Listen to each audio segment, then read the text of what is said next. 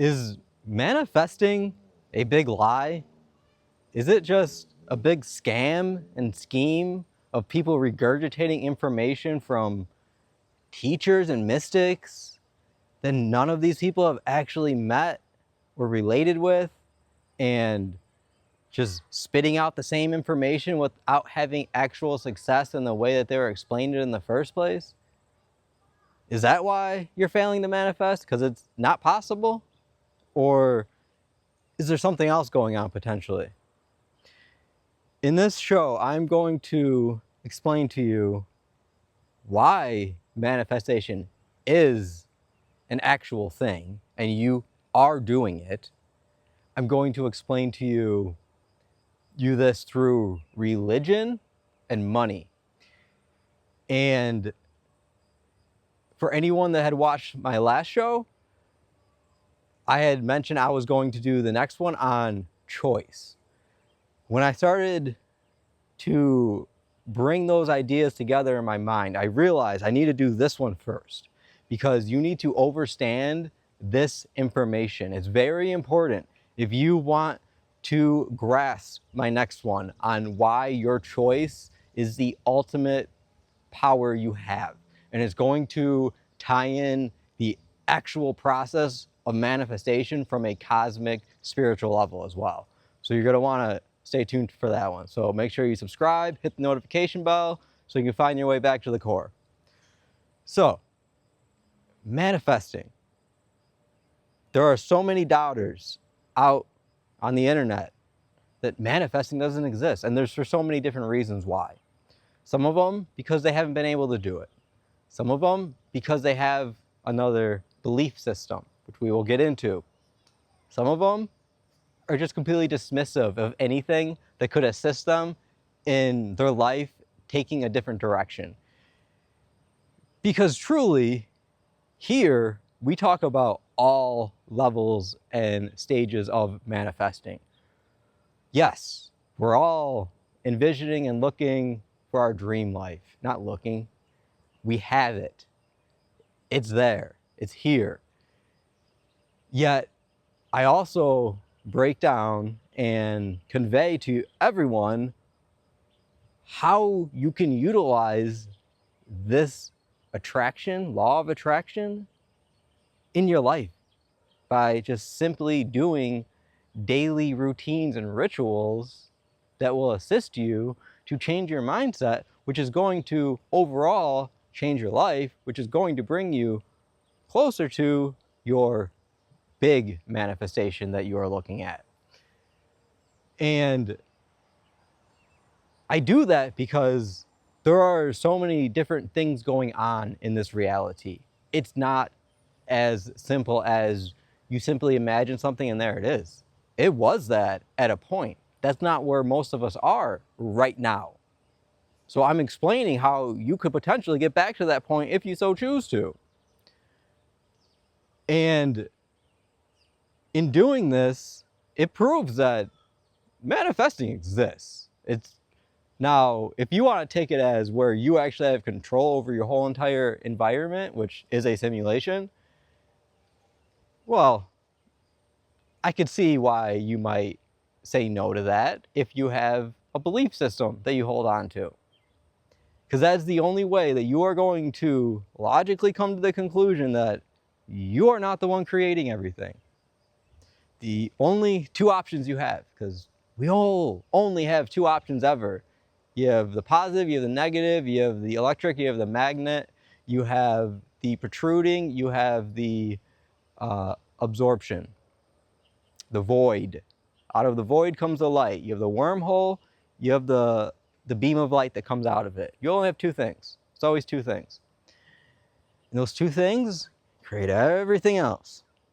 So in this case, with manifesting, or your life creating itself, how it does, you have two options to go at it. It's either you're doing it or someone else's. That's it. Or something else is. Some other entity being is. So either you are being the creator or some other being is the creator, because you chose them to be, though. That is the secret with all of this. This is why it's so important. And we can clearly see this choice in religion. If we look at Christianity, what do they worship? God. They worship a God, and God is their protector. Jesus is their savior. Jesus energy. That's all we are. And God, which starts with a G, put that one together. God, G, Jesus, us.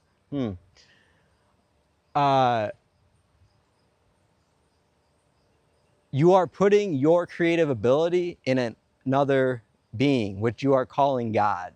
You are God. If that's what we want to refer to the Creator as, you are that. But you are choosing that it's somewhere else and it's doing things for you. And guess what happens in people who are religious and truly follow that religion of any of them, Christianity, Judaism, or we can go and look at Islam, or we can go to any of the other ones that are out there. We can go to Satanism, capitalism, which we will talk about. So that is a religion. Scientism, that's a religion. Anything that you put a belief in that it is creating things for you on your behalf is you putting yourself outside of yourself. And if you look at these religions though, well, let's look at Christianity. When people truly believe in and follow the guidance that they are given through that book, the Bible, which means book, all that they look to attain comes to fruition. They get it. But they praise Jesus and God for it. It's not from them. But they got it because they knew they were going to through something else. So they're simply filtering their creative ability through another being that is bringing you whatever that manifestation is that you're looking to have. And this is consistent. You can see this. Go to any Christian church. You can see this happening. You will hear people talk about the things that they have experienced that God and Jesus has done for them. And that's how they see it. The difference here is we see it from you, the core, the center, where you are, the source. You are the one that is spitting out energy. You're the one getting what is coming off of that energy. So you're the one that is manifesting. You've just chosen that I'm going to throw this energy that I want something over in this direction, and I'm going to pretend that Jesus is making it for me instead of your imagination. I'm going to pretend that Allah did it instead of your body, arms, leg, arms, head. And we don't have to do that. We can cut out the middleman. We can be the one in the middle because we are in the center. We are always in the center. And once we realize this is what's happening, we can see that manifestation exists. There's no denying it. What else is happening? The other way that you can clearly see this is through capitalism. Money. People have made money. Oh, there's a spider. It might go on the lens here. People have made money their religion. They worship the dollar or whatever currency that they are working in. They worship this monetary system. That's why it's capitalism. And this monetary system is controlled by the government, which government means control the mind. So the whole idea of money is a function to control your mental state. And it does this by making you live in an illusion that money is something you need to do something. When money doesn't exist, your idea that money exists is nothing more than you putting a belief in something that is not there. It's the same thing as a God. You've made money your God. Instead of seeing it as an energetic value of you and what you have attained in your existence, You see it as something you need to earn and be rewarded with and actually do something to get, which isn't that you just utilizing you're exchanging energy. So it's just your energy, truly. Most people don't get to that level of it though. They just see it as, I need to work so I can get money, so I can go get a car, so I can get a new phone, so I can get the new cup boo for my child. She wants a robot friend, a robot pet, because real pets it's too much maintenance for us out here, right? We can't have real pets. Now we gotta have robot pets that have AI in them. People worship these products. And money itself is what they worship first. And then it takes shape in the product as well. So when you worship money, you are putting your creative ability into a system of monetary gain or numbers. It's a numbers game.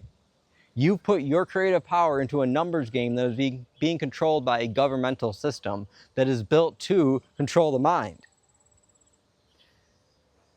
So once you have given up your mind to this money, it is not looking for you to get that creative power back. It wants to hold on to it because that's the only way that this system sustains itself. Just fine.